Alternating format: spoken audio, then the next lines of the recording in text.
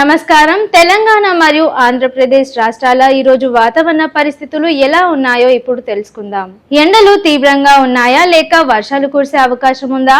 వాతావరణ శాఖ విడుదల చేసిన తాజా సమాచారం ఇప్పుడు మీకోసం. మొదటగా తెలంగాణ విషయానికి వస్తే హైదరాబాద్ సహా పలు జిల్లాల్లో మోస్తరు నుండి భారీ వర్షాలు కురిసే అవకాశం ఉందని వాతావరణ శాఖ తెలిపింది.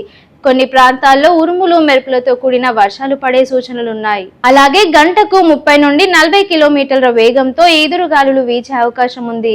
ఇక ఆంధ్రప్రదేశ్ విషయానికి వస్తే కోస్తా మరియు రాయలసీమ ప్రాంతాల్లో ఉష్ణోగ్రతలు స్వల్పంగా పెరిగే అవకాశం ఉన్నప్పటికీ కొన్ని జిల్లాల్లో సాయంత్రం వేళ తేలికపాటి వర్షాలు కురిసే సూచనలు కనిపిస్తున్నాయి.